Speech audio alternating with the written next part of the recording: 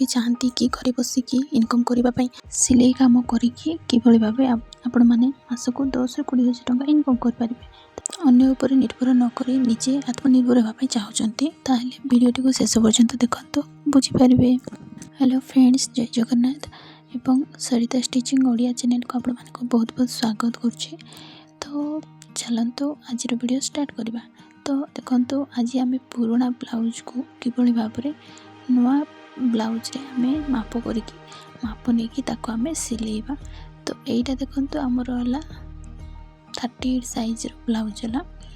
तो आपको आम किभली भाव माप नेबा एवं परफेक्ट भाव फिटिंग करके सिलेबा पूरा देखिए वीडियो। तो आज टॉपिक है जे किभली भाव महिला माने जो माने कि स्त्री लोक माने खाली महिला कहबेनी किंबा झील मैंने हूँ कि पु मैंने भी हूँ। तो स्टिचिंग तो समस्ते करने चाहती एवं स्टिचिंग करके बहुत आत्मनिर्भर होती लोक मैंने बहुत महिला माने घर बसिकी इनकम करुँच। तो स्टार्टिंग रे तो आमको प्रॉब्लम्स आसे एवं सिलेबाई एत आमको किए जानी न था ना, तो से आमको किए दियंती। तो धीरे धीरे करके आम आस्ते आस्ते आम परफेक्ट जिते सिलाई होताले आमको सिलैया समस्ते देवे। तो से ही आमर इनकमटा होता है। तो स्टार्टिंग रू आम कौन अल्टरिंग काम फॉल पिक एवं जमती कि सिलाई करवा जोटा कि आम सिलाई फिटी जाए फिटिंग दियंती। तो यह सब कम करके आम हाथटा आमर स्पीड हो जाए परफेक्ट हो जाए सिलाई रे किंबा अन्य कौन आपण मैंने सिलाई करें। देखो ब्लाउज सिलाई रे गोटे ब्लाउज रे आमको स्टार्टिंग रू 150 तो 200 एमती हो जाए। तो जब आप डिजाइन कर 300 400 500 हो जाए। तो आजिकल पुराना डिजाइन तो आउ कि पिंधती तो माने नुआ डिजाइन ही नुआ जोड़ा बाहर जोड़ा से नुआ मॉडल बाहर से पिंधापे पसंद कर आजिकल।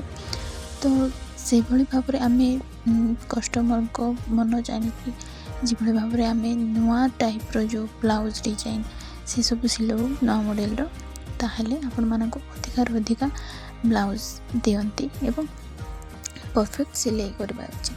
परफेक्ट सिलाई करें कौन हुए ना नेक्स्ट टाइम तुमको थरे देले तो नेक्स्ट टाइम से पुणी थे देवे। एवं स्टार्टिंग रू ब्लाउज सिलाऊँच कि कुर्ती सिलाऊँच कि ड्रेस जहाँ भी सिलाऊँच स्टार्टिंग रू आम अन्य जो मैंने परफेक्ट सिलाऊँच से भाई रेट नेबा ना। तो आम टे कि कम करके आम सिलाईटा करवा। सिलाई करवा द्वारा कौन आम हाथ भी परफेक्ट हो जाए सिलाई एवं नुआ जेहेतु आम शिखुचे सिलाऊचे तो कम कस्टमर भी दिखते मैंने अधिका कस्टमर दिखते। तो फास्ट तो आम आम निजर ब्लाउज किंबा ड्रेस किंबा जहाँ भी आमर परफेक्ट हाथ माने हेबाई सेट हेबाई आम निजर किसी सिलेबा उचित फास्ट स्टार्टिंग रे। तो घरे पड़िशा आखपाख पड़िशा एमानकर सिलाई पारे स्टार्टिंग रू किसी कम दाम नहीं जातु ताहले आपण मानको टिके भलो सिलाइया देवे।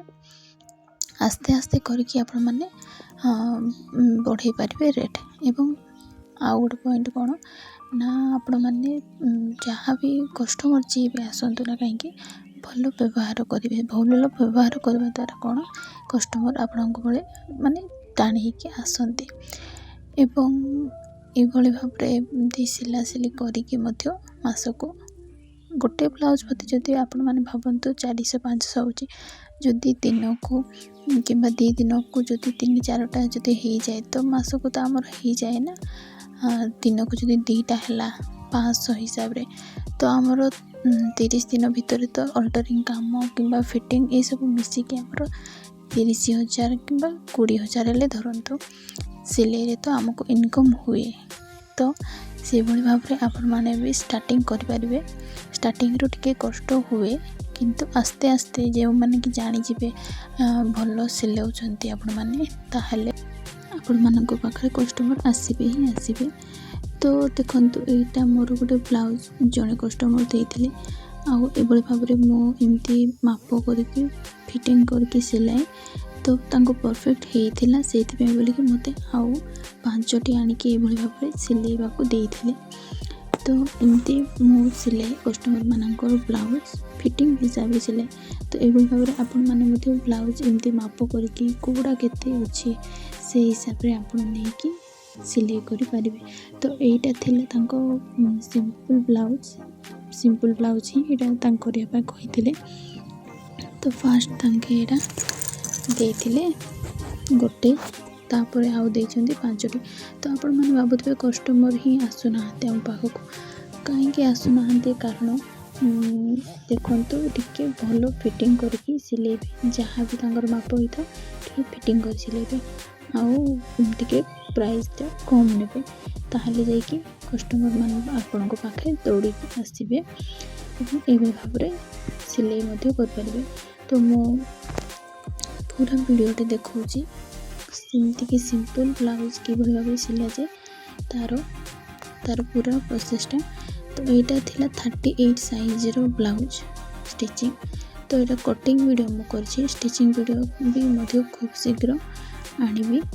तो एभली भाव हाउस वाइफ होचंती पिला छुआ को केयर करंती तापर टिके समय काढ़ी आपण माने निज पई मध्य भावतु कहीं आजिका डेट्रे जो भाव रेट सब बढ़ुची कि जड़े इनकम कले तो हुए हजबैंड को ऊपर भी निर्भर करवा सब ठीक नुह से मैंने भी घर फैमिली चलैयापाई भी बहुत किसी कष्ट करती। तो निजे आम जदि किसी महिला माने कमेबा तो हजबैंड को टिके हल्का हो जाए आम निज खर्च कि पिला खर्च कि घरे हजबैंड साहाय्य करें। तो ये भाव सिलाई काम करके आपण मैंने बहुत इनकम करें। स्टार्टिंग करूँ स्टार्टिंग रे किसी कष्ट आसे किंतु धीरे धीरे जो जिते कि कस्टमर माने जानती साई पड़िशा लोक जानती तो ऑटोमेटिक आपण मानक सिलाई करने देबे ही देबे आउ फिटिंग भाव सिले कस्टमर माने आसंती ताहले एमती भाव कटिंग करके मुझे सिलाई दिए। घर कम सरेबा परे टाइम जहाँ मिले पिला छुआ को स्कूल पठेबा परे एभली भाव सिले। तो आग वीडियो मानकर आपण माने भल रेस्पॉन्स देइचंती आ भल पाइबा देइचंती।